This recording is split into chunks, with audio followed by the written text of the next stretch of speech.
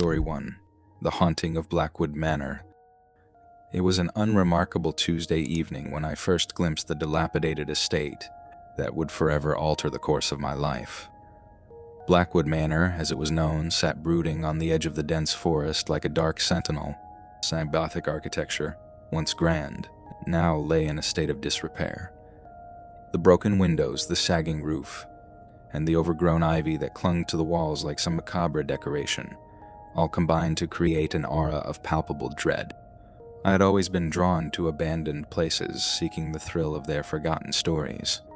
So when I inherited Blackwood Manor from an estranged relative I had never met, my curiosity was piqued. The estate, hidden away from the bustling world, was my new challenge. But little did I know that my fascination with the macabre would soon become a nightmare I would be unable to escape. The manor was situated in a remote corner of the countryside, where the road leading to it became narrower and more treacherous with every turn. The air grew colder and an oppressive silence fell over the landscape. As I approached, the sky darkened ominously, and the first drops of rain began to fall, each one striking the windshield with a haunting rhythm. When I finally arrived, the manor loomed before me, casting long, sinister shadows across the property. The once proud entrance, with its grand archway and ornate carvings, was now a crumbling reminder of a forgotten era. The front door, partially ajar, creaked on its hinges as if inviting me into its depths. Inside, the manor was a labyrinth of dust-covered furniture and decaying opulence. The grand foyer was dominated by a magnificent chandelier, its crystals now dull and cobweb-covered. The air was thick with the musty smell of neglect, and the silence was so profound it felt almost alive. My footsteps echoed through the empty halls, each sound amplifying my growing sense of unease. I began my exploration in the grand library, a room that once might have been filled with the hushed whispers of scholars. Now its walls were lined with rotting bookshelves and yellowed, brittle tomes. The fireplace, long extinguished, was choked with soot and ash. I noticed a large, ornate mirror above the mantel, its surface darkened by grime. As I approached, a shiver ran down my spine, not from the cold, but from an inexplicable... The mirror's reflection seemed to ripple, as if disturbed by an unseen force. I dismissed it as a trick of the light and continued my exploration. The manor was a maze of rooms, each more unsettling than the last. Portraits of stern-faced ancestors lined the walls, their eyes seemingly following my every move. The floorboards groaned underfoot, adding to the sense of being in a place long abandoned by the living. It wasn't until nightfall that things began to take a darker turn. I had settled in one of the guest rooms, the only space that seemed relatively intact. The bed, though dusty, looked somewhat inviting compared to the rest of the manor. I had barely closed my eyes when I was jolted awake by a sudden noise, a distant... I lay there in the darkness, heart pounding, listening intently. The sound came again, this time closer. It was as if someone or something was moving through the manor. I got out of bed, my flashlight casting long, jittery shadows on the wall. I followed the sound, which seemed to lead me to the basement door. The basement had always been a source of dread. It was said to be where the manor's darkest secrets were buried. With a mixture of curiosity and trepidation, I descended the creaking stairs. The basement was colder than the rest of the manor, the air thick with the stench of mildew and decay. My flashlight flickered as I swept it across the room, revealing shelves lined with old jars and cobweb-covered relics. In the far corner, half buried under a pile of old blankets, was a large iron-bound chest. My heart raced with a mix of fear and anticipation as I approached it. The chest was heavy, and it took all my strength to pry it open. Inside, I found a collection of old photographs, letters, and a journal bound in cracked leather. The journal was the most intriguing item. Its pages were yellowed and brittle, but the writing was legible. As I began to read, I discovered it belonged to a previous owner of the manor, a man named Edmund Blackwood. His entries spoke of strange occurrences and unsettling visions, hinting at something sinister lurking in the manor's shadows. One entry caught my eye: the mirror in the library. Its reflection is not what it seems. I have seen things within it that defy explanation. The words sent a chill down my spine, recalling the mirror I had seen earlier. The journal also mentioned something about a hidden room, but the description was vague and cryptic. As I read deeper, I began to hear more noises from the basement, a low, mournful wail that seemed to emanate from the walls themselves. I could no longer ignore the growing sense of dread. The noises grew louder, more insistent, as if the manor itself was alive and trying to communicate something. I decided to investigate the source of the noise, but as I moved closer, the temperature dropped dramatically. My breath formed clouds of mist in the air, and an oppressive silence fell over the basement. The wailing ceased abruptly, replaced by an eerie stillness that seemed to press in on me from all sides. Then I saw it, a shadowy figure at the edge of the room, barely distinguishable from the darkness. My flashlight flickered and then went out, plunging me into darkness. I fumbled to relight it, but before I could, the figure was gone. The basement was now unnervingly quiet. I returned to the guest room, my mind racing with the implications of what I had discovered. As I lay in bed, sleep eluded me. My thoughts kept returning to the mirror and the cryptic warnings in the journal. There was something deeply unsettling about the Manor, something that went beyond mere decay. In the early hours of the morning, as the first light of dawn began to creep through the windows, I decided to explore the library once more. I had to know what lay behind the mirror. But as I approached the library, I noticed something strange. The door was ajar, and a faint, mournful melody seemed to drift through the air. I pushed the door open and stepped inside. The mirror above the fireplace was now unusually clear, its surface shimmering as if freshly cleaned. My reflection appeared normal at first, but then something changed. The figure in the mirror moved independently, its expression dark and menacing. My reflection began to mimic my movements, but with a twisted, malevolent intent. It raised a hand, and I found myself compelled to do the same. As the reflection's eyes locked with mine, an overwhelming sense of dread filled me. I felt as though I was being drawn into the mirror, pulled toward the dark void behind it. I stumbled back, the mirror's surface rippling like disturbed water. The sensation was both terrifying and hypnotic. I wanted to look away, but my gaze was locked in place. The reflection began to whisper, its voice a haunting, disembodied echo. The words were incomprehensible, but the tone conveyed a sense of foreboding. Suddenly, the mirror shattered, sending shards of glass flying across the room. I was thrown backward, landing hard on the floor. The room was now in chaos, the once muted sounds of the manor growing louder and more frantic. The air was thick with a malevolent energy that seemed to pulse with each heartbeat. I stumbled out of the library, my mind racing and my heart pounding in my chest. The manor was alive with strange noises and unexplained phenomena. The very walls seemed to be closing in on me, and I felt an intense pressure as if the manor itself was trying to drive me away. As I fled the library, I knew I had to leave Blackwood Manor, but I also knew that something would follow me if I did. The manor had awakened something that was now part of me. I could feel its presence, its watchful gaze, as if it were waiting for me to return. The road leading away from the manor seemed endless, and the oppressive feeling of being pursued never left me. Even as I left Blackwood Manor behind, I knew that its shadows would always linger in my mind, a constant reminder of the dark secrets it harbored. But, what was it that I had unleashed? What was the true nature of the haunting that plagued Blackwood Manor? These questions would remain unanswered, leaving me with an unsettling sense of dread that would follow me for the rest of my days. I tried to convince myself that leaving Blackwood Manor had been the right decision. The manor was a distant silhouette against the horizon, its dark presence seemingly receding with each mile. Yet no matter how far I drove, the feeling of being watched never faded. The oppressive sense of dread lingered, like a shadow clinging to my every thought. By the time I reached civilization, the sun had set, and the once familiar comforts of my home seemed oddly alien. I attempted to resume my normal life, but the memories of the manor haunted my every waking moment. Sleep was elusive. I was plagued by dreams of the mirror and the malevolent figure trapped within it. Each night, I would awaken drenched in sweat, my heart racing with the terror of those dreams. Determined to regain some semblance of normality, I sought help from a local historian who specialized in the occult. I hoped that someone with knowledge of the supernatural might provide some answers.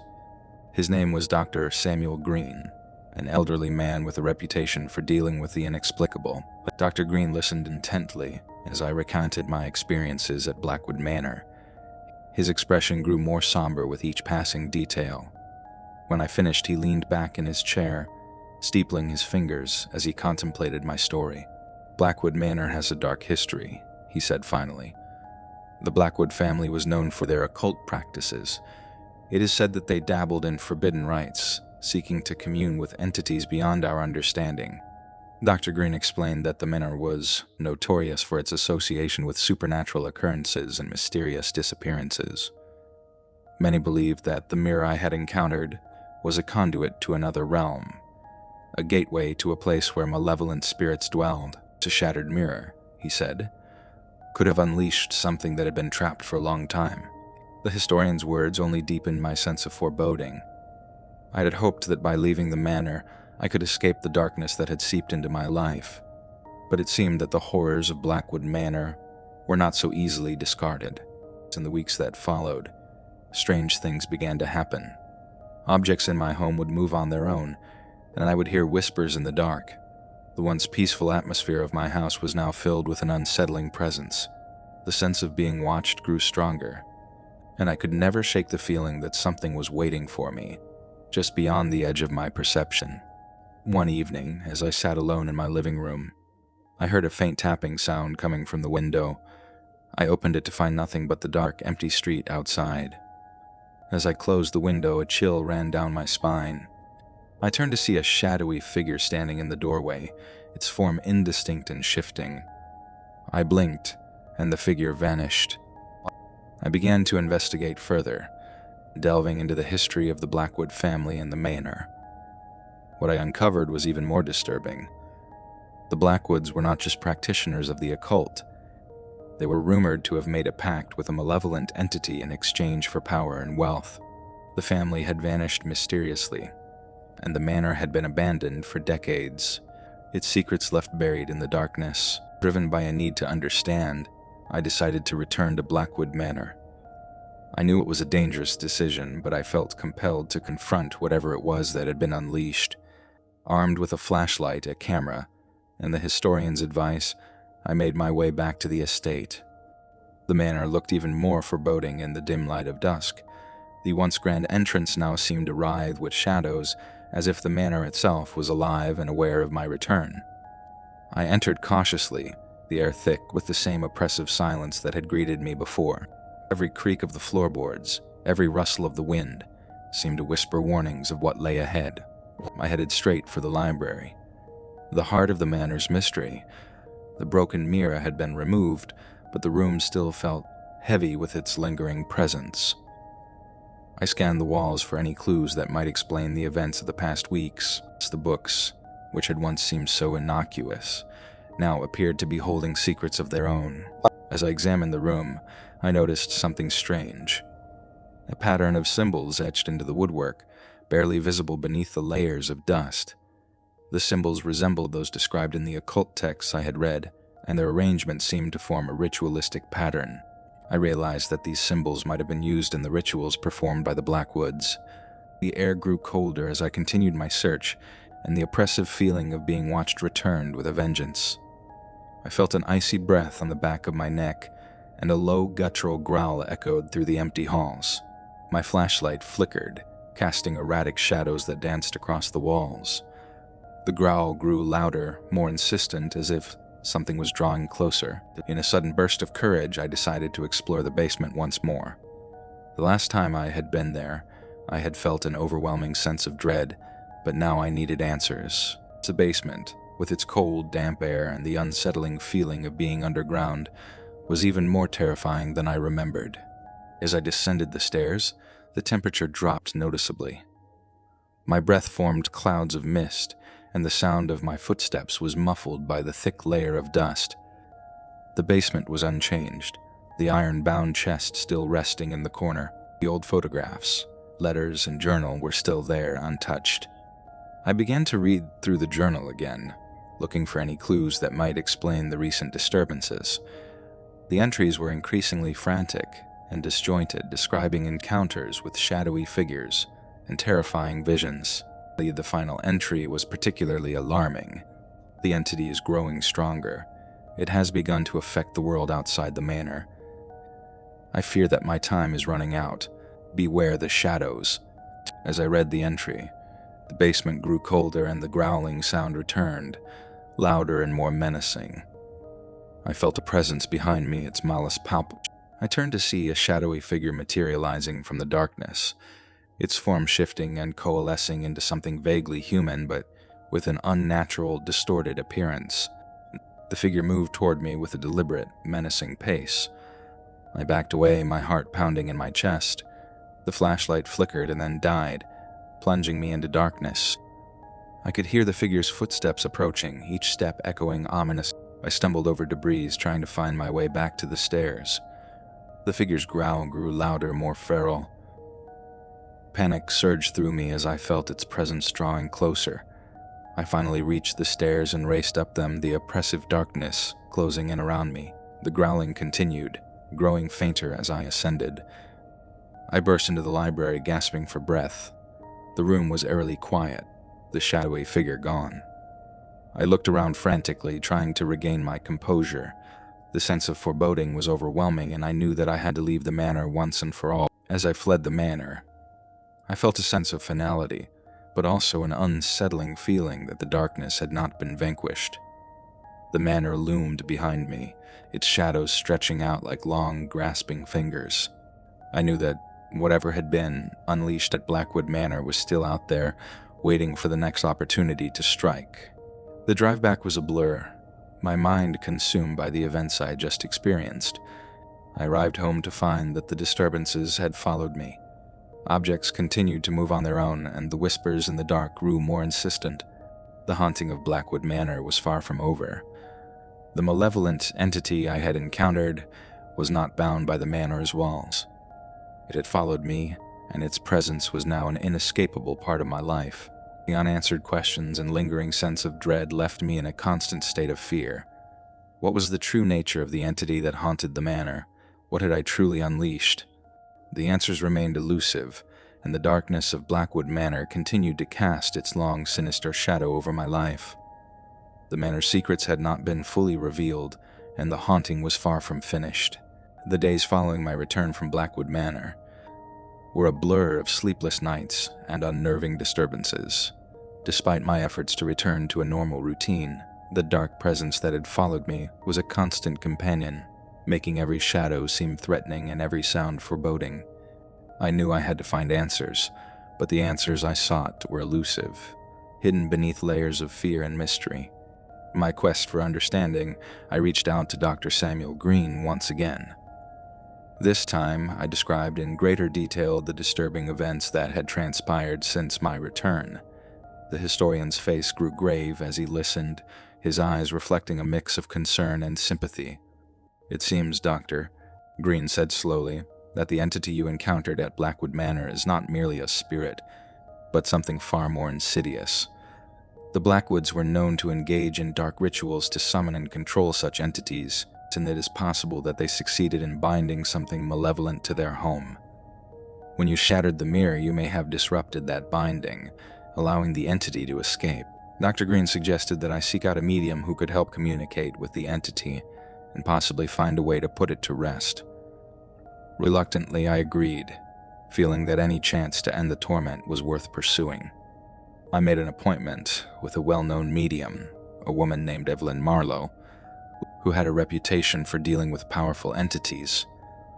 Her office was a small, dimly lit space filled with the scent of incense and the soft glow of candles. Evelyn greeted me warmly, but her eyes were sharp with intuition as she took in my anxious demeanor. As I recounted my experiences to Evelyn, she listened attentively, her expression growing increasingly concerned. After I finished, she closed her eyes for a moment, then opened them with a look of determination. "The entity that has followed you is not simply a lingering spirit," Evelyn said. "It is a manifestation of dark energy, one that has grown powerful through its connection with the Blackwood family. To confront it, we must perform a ritual to sever its ties to the physical world." Evelyn explained that the ritual would involve gathering items related to the entity's history and performing a series of symbolic actions to disrupt its hold.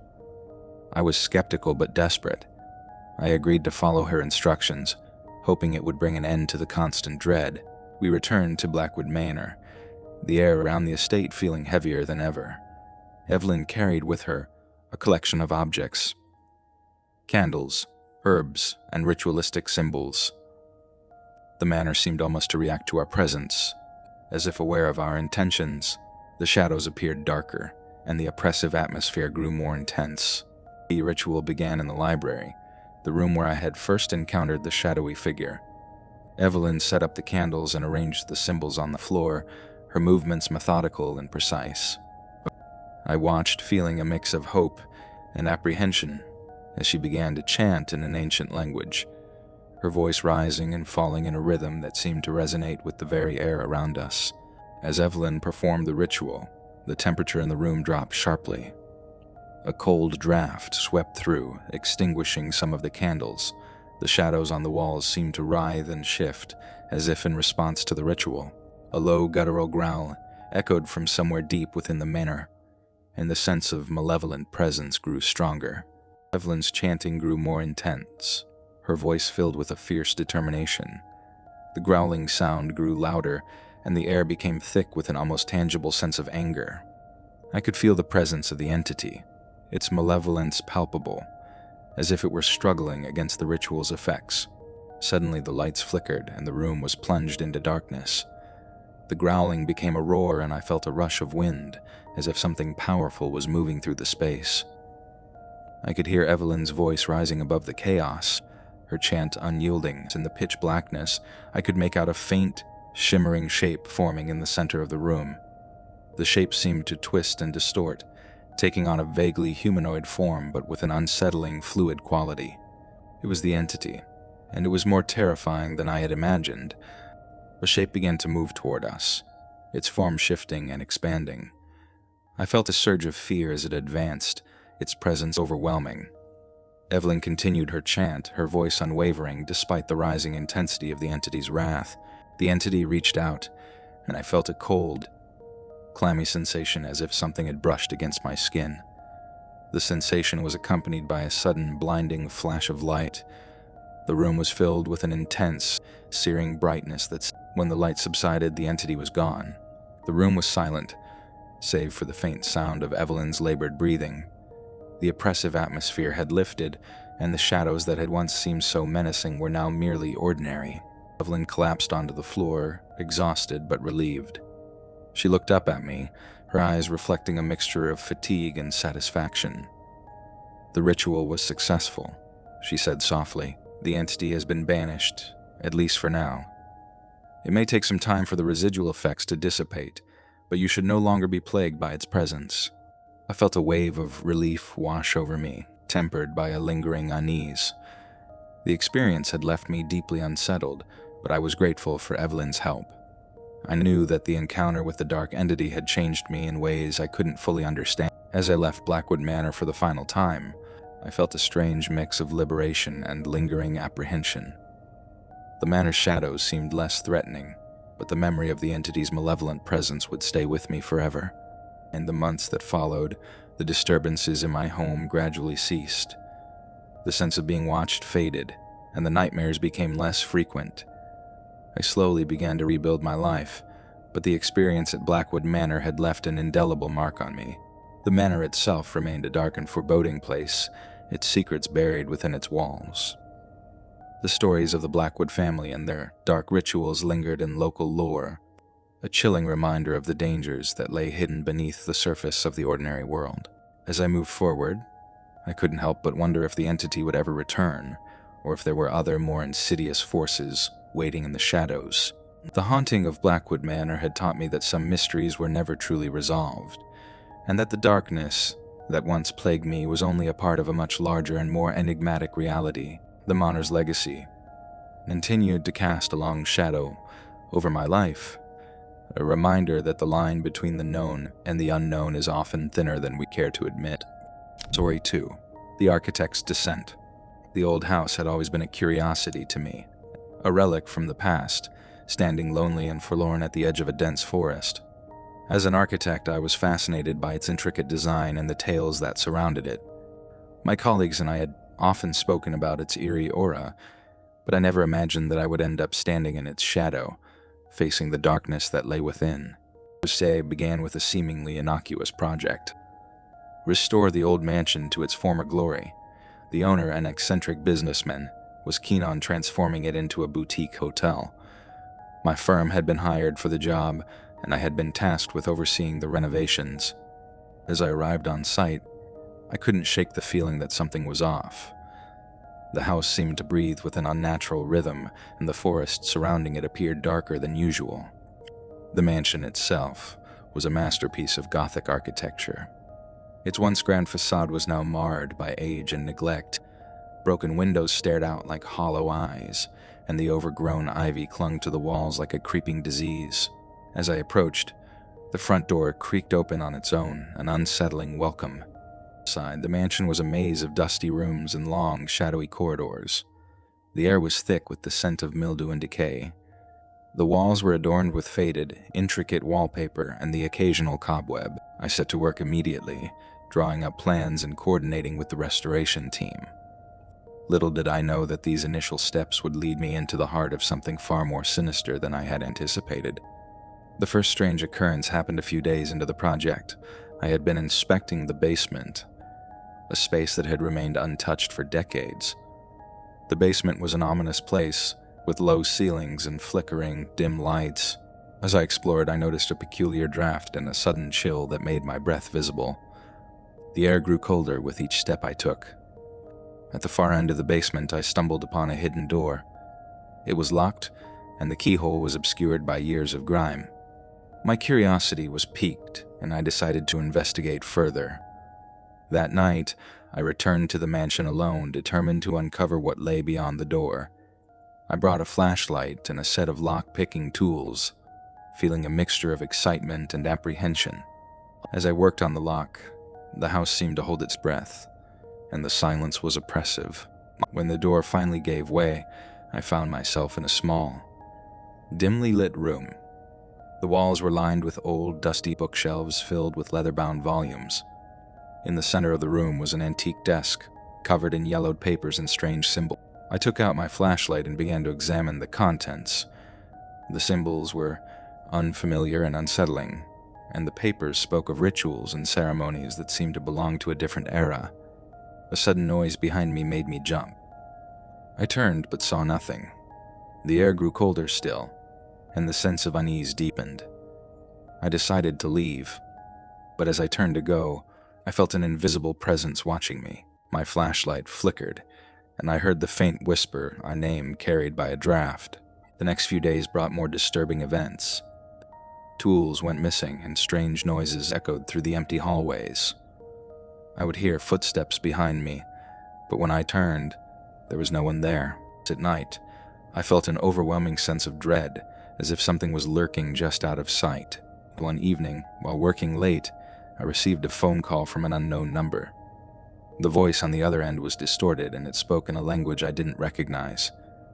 The call ended abruptly, leaving me with a gnawing sense of fear. At night, I dreamed of the mansion, but the dream was different, twisted and dark. I wandered through the house, but the rooms were shifting and changing, and I could never find my way out. My sleep became fitful, and I began to feel a growing sense of paranoia. I would find objects out of place and hear whispers when no one was around. The restoration team started to notice my erratic behavior, and their concern grew. They spoke in hushed tones about the house being cursed or haunted, but I dismissed their fears as superstition. The atmosphere of the mansion grew more oppressive with each passing day. The shadows seemed to move on their own, and the air was thick with an almost tangible malevolence. One afternoon, as I walked through the hallway, I noticed a door that I was sure had been closed. It was slightly ajar, and I could see a faint light coming from within. I approached the door and pushed it open. Inside, I found a room that I had never seen before. It was empty except for a large, ornate mirror standing against one wall.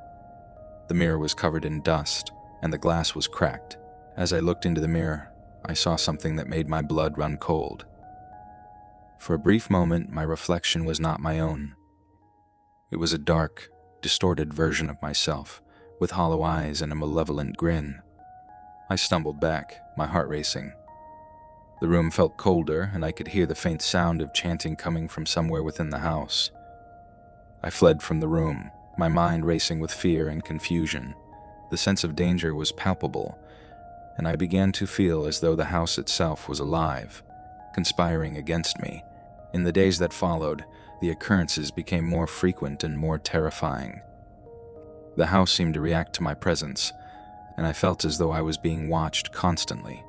The strange symbols I had found in the basement seemed to hold some dark significance, and I began to fear that I was becoming entangled in something far beyond my understanding. The final straw came one night when I was alone in the mansion, working late once again. I heard a loud bang from the basement, followed by the sound of something heavy being dragged across the floor. I mustered my courage and descended into the basement, only to find that the hidden door I had discovered was now wide open. The small room was empty, but the desk had been overturned, and the papers were scattered across the floor. I felt a cold hand brush against my neck, and I spun around, but there was no one there. The temperature dropped sharply, and I could see my breath fogging in front of me. The whispers grew louder, and the sense of impending doom was overwhelming. I fled from the basement, my mind reeling with the terror of what I had witnessed. As I left the mansion that night, I knew I could no longer continue with the project. The house had become a place of nightmares, and I felt as though it was trying to consume me. I decided to abandon the restoration, but the sense of dread never left me. The mansion loomed in my thoughts, a dark reminder of the horrors that had unfolded within its walls. The final piece of the puzzle came to me as I was preparing to leave the area for good. I received another phone call from the same distorted voice, but this time it spoke clearly, with a chilling message. "You cannot escape the past." The voice echoed in my mind, and I realized that the house had left a mark on me that I could never fully escape. As I drove away, the mansion disappeared from view, but the fear remained. I knew that the dark secrets of the old house would never truly be revealed, and the mystery of what lay within would haunt me forever. Months passed since I had fled from the mansion, but the shadows of that place clung to me like a persistent chill. The nightmares didn't stop. They only grew more vivid and disturbing. My dreams were a tangled web of the mansion's dark corners, the whispering voices, and the unsettling reflection in the cracked mirror.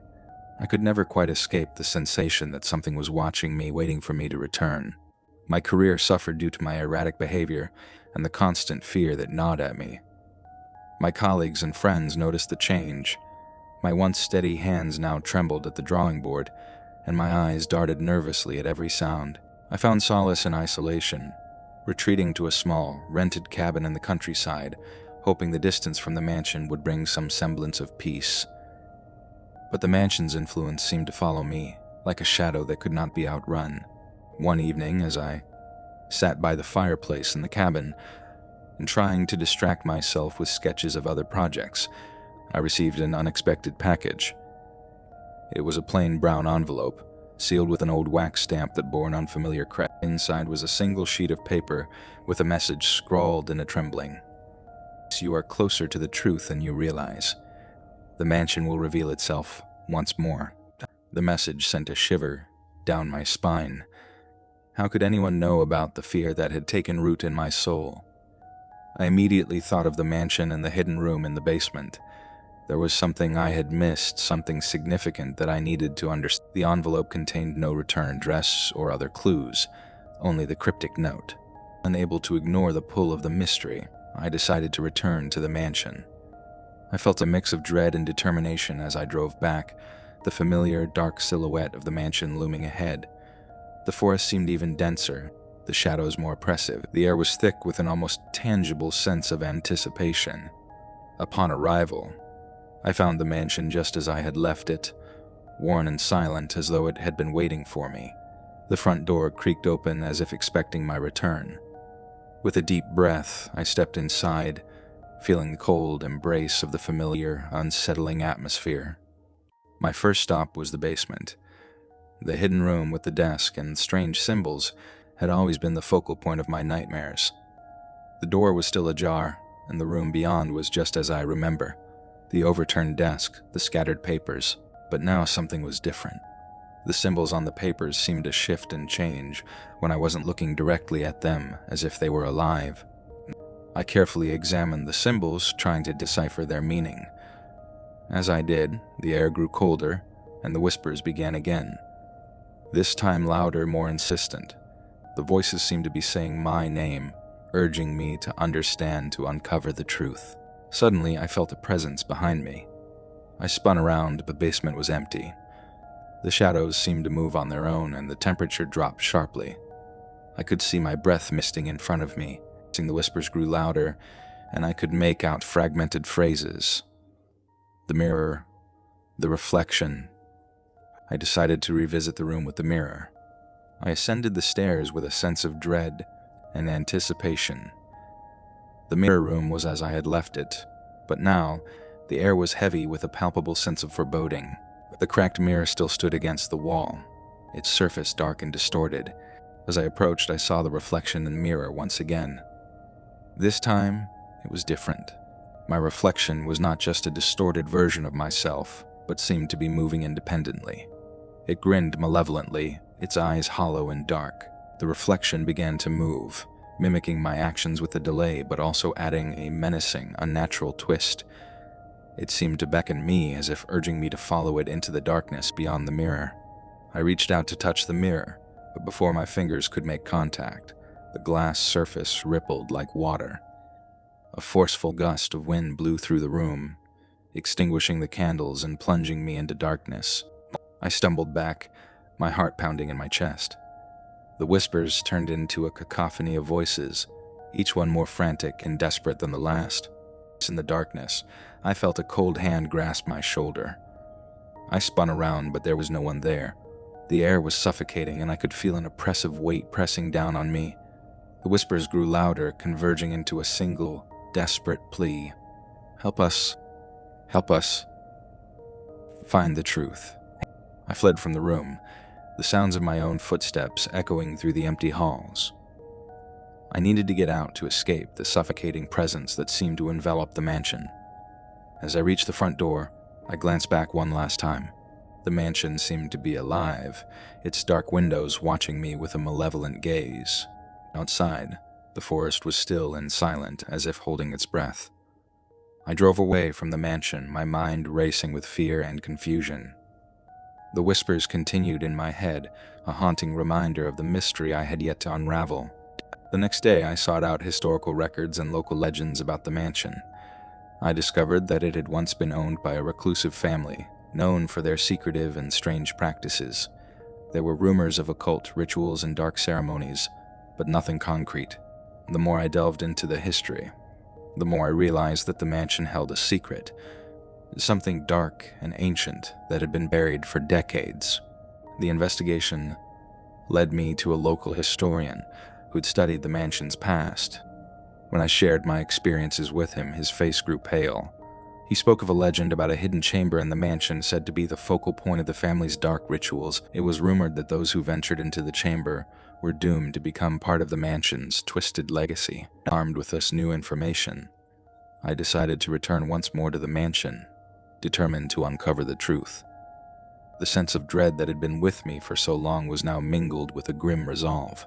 I needed to face whatever lay within the mansion's darkest depths. As I approached the mansion, I couldn't shake the feeling that the house was waiting for me. The shadows seemed to dance with a life of their own, and the air was thick with an almost palpable anticipation. I steeled myself for what lay ahead, knowing that this final journey might reveal the truth or consume me entirely. The mansion loomed in the twilight, its silhouette sharp against the fading light. Every shadow seemed to twist and writhe with dark intent, and the forest surrounding it seemed to close in, as if protecting some ancient secret. I approached the house with a heavy heart and a mind full of questions, determined to confront whatever darkness awaited me within. I began my search in the basement, armed with a flashlight and a sense of grim determination. The hidden door was still ajar, and I entered the small room once more. The strange symbols and scattered papers were exactly as I had left them, but now a new sense of urgency gripped me. I needed to find the hidden chamber mentioned by the historian. There had to be a connection between it and the eerie occurrences I had experienced. As I examined the papers again, something caught my eye. One of the symbols on the scattered sheets seemed to match a design etched into the wooden beams of the basement. I traced the symbol with my finger, and to my astonishment, a section of the wall behind me began to shift. The hidden chamber was real. It had to be, with a groan of old, strained wood. A narrow passageway opened up, leading deeper into the heart of the mansion. I hesitated for a moment, the oppressive darkness threatening to swallow me whole, but my resolve was firm. I took a deep breath and stepped into the passageway. The tunnel was narrow and winding, its walls cold and damp. The air grew heavier with each step, filled with a musty smell that made my skin crawl. The whispers began again, louder this time, as if they were guiding me, or perhaps warning. The passage seemed to stretch endlessly, the light from my flashlight casting eerie shadows on the walls. Finally, the tunnel opened up into a large circular chamber. The room was filled with strange, arcane symbols painted on the floor, their meanings obscure but undeniably unsettling. At the center of the chamber stood an altar made of dark stone, its surface covered in an intricate pattern of runes. Surrounding the altar were old, faded candles that had long since burned out. The air was thick with an ancient, musty smell, and the temperature dropped sharply. I approached the altar, feeling a sense of dread and awe. The symbols on the floor seemed to pulse with a faint, unnatural light, and the whispers grew louder, more frantic. It was as if the room itself was alive, vibrating with a dark energy that I could almost touch. As I examined the altar, I noticed a peculiar object, a small, ornate box resting on the stone surface. The box was intricately carved with symbols similar to those on the floor, and it was bound with a delicate silver chain. I reached out to open it, but a sudden gust of cold wind swept through the chamber, extinguishing my flashlight. The darkness was absolute, and the whispers turned into a cacophony of desperate voices. In the pitch black, I felt a presence behind me, something cold and malevolent. The voices seemed to surround me, their whispers a jumble of fears and warnings. I fumbled in the dark, trying to relight my flashlight, but the cold and the darkness were suffocating. As I finally managed to reignite the flashlight, the room seemed to shift. The symbols on the floor appeared to move, rearranging themselves into a new pattern. The whispers grew louder, more urgent. I could make out a single phrase repeated over and over. "The past will not let go." Driven by a mix of fear and curiosity, I unlocked the ornate box. Inside was a small, ancient book bound in dark leather. The book was filled with handwritten pages covered in strange, occult symbols and cryptic messages. The writing was in a language I did not recognize, but as I turned the pages, I felt a growing sense of dread.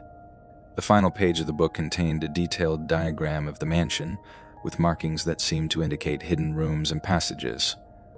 At the center of the diagram was a large, ominous symbol that matched the one on the floor of the chamber. It was clear that the mansion held more secrets than I had ever imagined. The whispers in the room grew louder, more frantic. The temperature dropped even further, and I could see my breath misting in the cold air.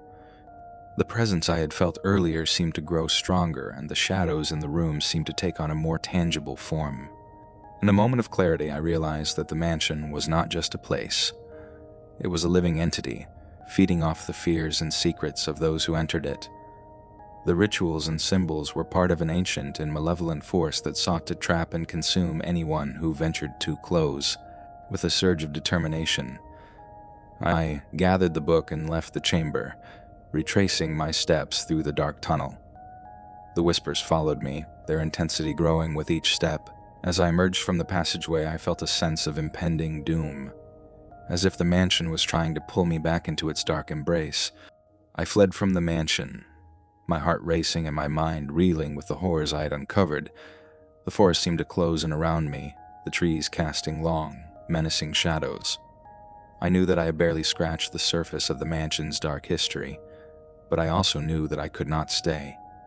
As I drove away, The mansion receded into the distance, but the sense of fear and dread remained.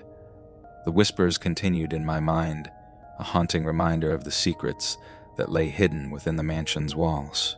I had uncovered a fraction of the truth, but the darkness that resided within the house was far from vanquished. The mansion stands as a grim sentinel, its secrets locked away but ever present, a place where the past and the present intertwine in a dance of shadows and whispers.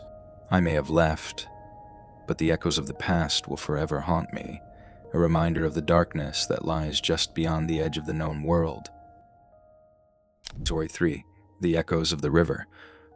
The river was eerily quiet that autumn afternoon, its surface a glassy mirror reflecting the dull gray of the sky. The trees that lined its banks, skeletal in their nakedness, seemed to stretch their gnarled branches as if reaching for the darkened heavens. I had come here for solace, seeking peace from the chaos of city life, but the river's silence, rather than soothing me, only deepened the growing unease that clung to my heart. I had always been drawn to the river's serpentine path through the woods near my childhood home, a place of both fond memories and unsettling tales. My grandmother used to say that the river was alive, that it held secrets beneath its calm surf. I had dismissed her stories as mere folklore, but as I walked along the muddy path, I began to wonder if there was more truth to her words than I had ever imagined. The forest around the river was dense, a tangled web of trees and underbrush. The path was little more than a narrow, winding trail overgrown with tangled vines and brambles that seemed to reach out to snag at my clothes. The air was heavy with the musty scent of decay, and every step I took seemed to stir the silence, making it feel almost tangible. I'd been walking for nearly an hour when I noticed the first sign that something was wrong. The usual chorus of forest sounds, chirping birds, rustling leaves, had vanished, replaced by a deep, oppressive quiet that felt almost deliberate. It was as though the forest itself had gone still, holding its breath. I stopped, straining my ears, but there was only the sound of my own heartbeat pounding in my chest. As I continued, the path seemed to narrow even further, and the trees grew closer together, their branches intertwining to form a dense canopy overhead. The light filtering through the leaves was dim, casting long, eerie shadows that seemed to shift and dance in the corners of my vision. I tried to shake off the feeling of being watched, but the sensation only grew stronger with every step. The riverbank was cloaked in shadows as I rounded a bend in the path. I came upon an old wooden bridge, its planks weathered and splintered, stretching precariously over a narrow, deeper section of the river. I hesitated, peering at the murky water below. The river's surface was not as smooth as it had been earlier. Now it was choppy, disturbed by unseen currents that rippled with an almost malevolent energy. I crossed the bridge with a quickened pace, my steps echoing ominously in the stillness. On the far side, the path widened slightly, and I spotted a small clearing. Drawn by the promise of a temporary respite from the oppressive gloom, I made my way towards it. The clearing was overgrown with brambles and wildflowers, their bright colors a stark contrast to the surrounding darkness. In the center of the clearing stood an old stone well partially covered with a rotting wooden lid. The well seemed out of place, as if it had been abandoned for centuries. I approached it cautiously, the ground around it slick with moss and dampness. The well's stone walls were weathered and covered with a thick layer of grime, and I could see nothing but blackness when I peered inside. An inexplicable shiver ran down my spine, and I took a step back, uneasy about the eerie silence that seemed to emanate from the well. As I turned to leave, I noticed something peculiar on the ground near the well. A small, intricately carved wooden box, half buried in the leaves. Curiosity got the better of me, and I knelt to examine it. The box was old, its surface etched with strange symbols and patterns that seemed to shift and writhe as I looked at them. I hesitated for a moment before opening it, driven by a compulsion I couldn't quite understand. A tarnished silver locket, a brittle, yellowed photograph of an unfamiliar woman, and a small vial filled with a dark, viscous liquid. My heart raced as I picked up the locket, its cool metal against my fingertips, sending a jolt of cold fear through me. The photograph was of a woman with hollow eyes, and a mournful expression, her gaze seeming to follow me wherever I went. I was about to put everything back when a sudden gust of wind whipped through the clearing, making the trees groan and the leaves rustle violently. The wind carried with it an unsettling whisper, as though 1,000 voices were murmuring in unison just beyond my hearing. My breath caught in my throat, and I felt a cold sweat break out on my forehead. I hastily closed the box and stood up, but the clearing seemed to have changed. The shadows were deeper, and the forest beyond the clearing appeared darker and more foreboding. I could sense a shift in the air, an almost palpable tension that made the hairs on the back of my neck stand on end.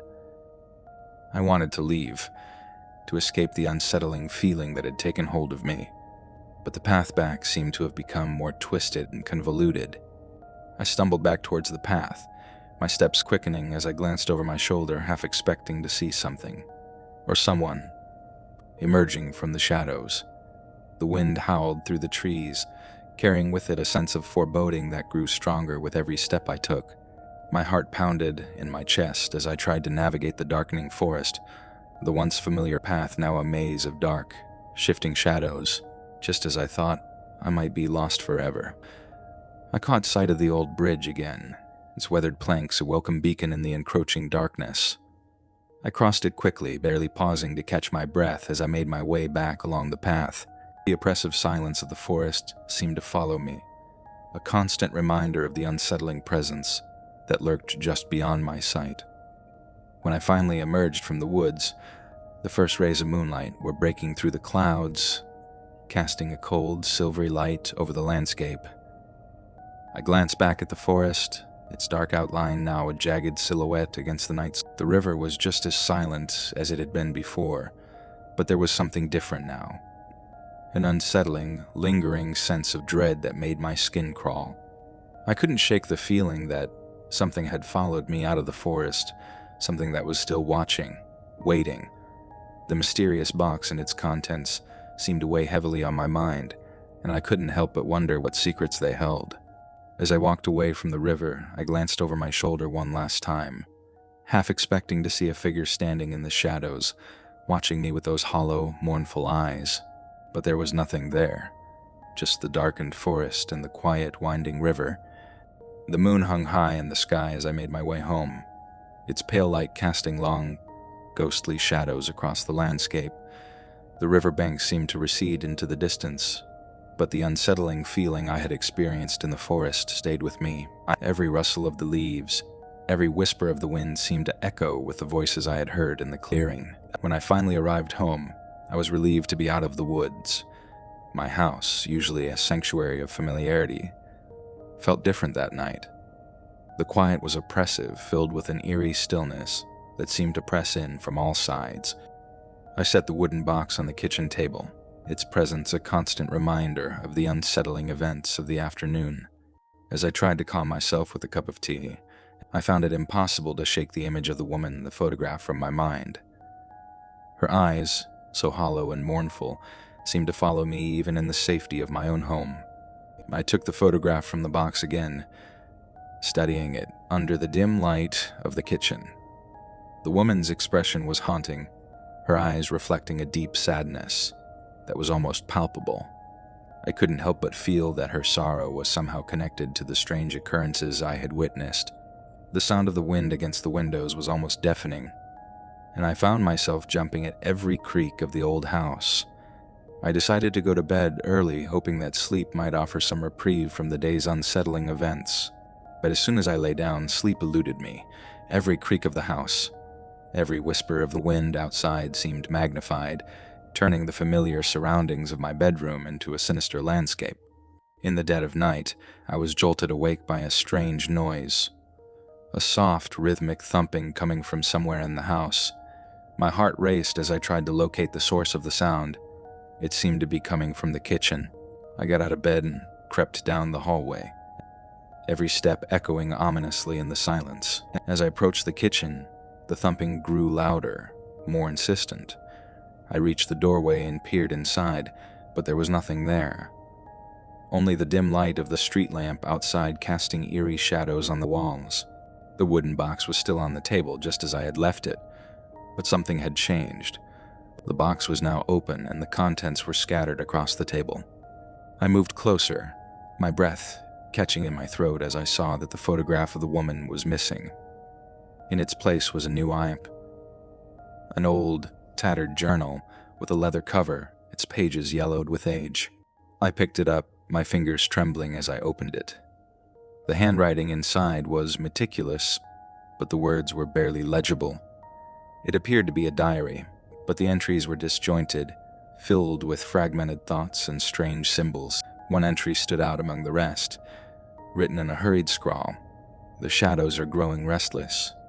They are coming for me. I can hear them whispering in the dark. They want something from me, something I cannot give." The well, a chill ran down my spine as I read the entry.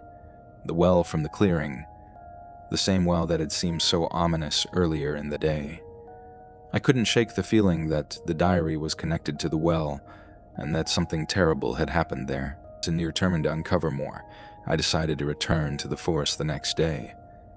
I needed to understand what was happening and why the well seemed to be a focal point of the strange occurrences. As dawn broke, I gathered my courage and headed back towards the river. The forest was just as dense and foreboding as before, but I pressed on, driven by an overwhelming need for answers. The clearing was as I had left it, the well standing like a silent sentinel amidst the overgrown vegetation. I approached it cautiously, the diary clutched tightly in my hand. The shadows seemed deeper than before, and the air was heavy with an oppressive silence. I peered into the well, the darkness within seemingly even more impenetrable than before. I decided to explore further, hoping to find some clue that would explain the mysterious occurrences. As I ventured deeper into the forest, I began to notice something unsettling. Strange markings on the trees, symbols that matched those in the diary. They were etched into the bark, almost as if someone, or something, had been carving them into the trees. The deeper I went, the more pronounced the markings became. They seemed to form a trail, leading me further into the heart of the forest. The sense of dread grew stronger with each step, and I couldn't shake the feeling that I was being watched. So the forest was eerily silent, the usual sounds of wildlife completely absent. After what felt like hours, I emerged into another clearing, this one even more unsettling than the last. In the center stood a large stone structure, partially covered in vines and moss. It resembled a ruin, its weathered stones arranged in a crude, circular formation. The air around it was thick with an otherworldly energy, and I felt a sense of foreboding as I approached. On the ground in front of the structure were more symbols, similar to those I'd seen earlier. I knelt to examine them, but a sudden movement in the corner of my eye made me freeze. I looked up, but there was nothing there. Just the oppressive silence of the forest. A gust of wind blew through the clearing, carrying with it a whisper that seemed to speak directly to my soul. The voice was faint, almost imperceptible, but it carried a tone of desperation and anguish. So it was as though someone, or something, was trying to communicate with me from beyond the veil of reality. I stood up, my heart pounding in my chest, and decided to leave the clearing. As I turned to go, I noticed something out of place. A small stone pedestal at the edge of the clearing. On it rested a single old book bound in black leather. The book was unlike anything I had ever seen, its cover embossed with a strange, shimmering sigil.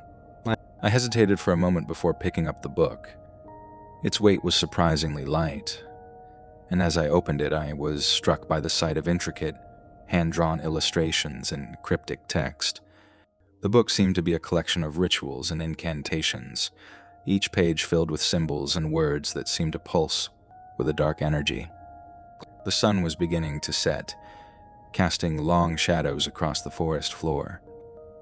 I knew I had to leave, but the book seemed to hold answers that I desperately needed. With a sense of urgency, I tucked the book into my bag and made my way back towards the path. The forest seemed to close in around me, the shadows growing darker and more menacing. As I emerged from the woods, I glanced back one last time. The forest was silent, but I couldn't shake the feeling that something was still watching me, waiting for the right moment to reveal itself. In the mystery of the river, The well and the strange occurrences was far from over, and I was certain that the answers lay buried in the dark recesses of the forest, waiting to be uncovered. The chill of the night had settled over the landscape by the time I returned home. The book from the clearing felt heavy in my bag, and I could scarcely wait to delve into its contents. Yet, a part of me hesitated. The unsettling whispers I had heard and the eerie symbols that seemed to follow me gnawed at my nerves. Despite my mounting apprehension, I resolved to uncover the truth. Back in the safety of my living room, I spread out the book on the coffee table. The dim light of the lamp flickered as I carefully examined the black leather cover. The sigil embossed on the cover seemed to shimmer with a strange, otherworldly light as if it were alive. My fingers traced the intricate designs, feeling a strange, tingling sensation. I opened the book to the first page, which was covered in a mix of ancient symbols and a language I couldn't decipher. The text was dense, written in an ornate script that seemed to squirm and shift as I looked at it. My eyes fell on a section titled The Binding of Shadows, which seemed to promise explanations for the dark forces at work. The more I read, the more I felt as though the room itself was closing in on me. The book described rituals to summon and bind shadows, ancient entities that thrived in the spaces between light and darkness. The language was cryptic, and the symbols seemed to pulse with a dark energy that made my skin crawl. It became clear that the book was a grim manual on controlling or pacifying malevolent forces, but the rituals it described were complex and dangerous.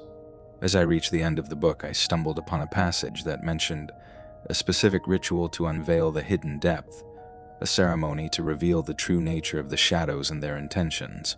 The circle of ritual required several components: a circle of protection, a vessel of water from a sacred well, and a spoken incantation. The description of the well caught my attention. It was the very same well I had encountered in the forest. Determined to understand what was happening, I decided to attempt the ritual. My first task was to return to the well and collect some of the water described in the book. As the night deepened, I felt a strange sense of foreboding but couldn't ignore the urgency of the situation. A small jar and some candles for the circle of protection. The forest was even more ominous under the cover of darkness. The trees seemed to close in around me, their branches swaying like skeletal hands reaching out from the gloom. As I approached the clearing with the well, the silence was almost unbearable, broken only by the occasional rustle of leaves or the distant cry of an unseen animal. The well looked more foreboding than ever, its stone walls now almost appearing to pulse with a dark ethereal glow. I carefully collected the water, trying to ignore the strange, unsettling feeling that the shadows around the well were moving, watching me. The air was thick with an oppressive energy, and I couldn't shake the feeling that something was terribly wrong.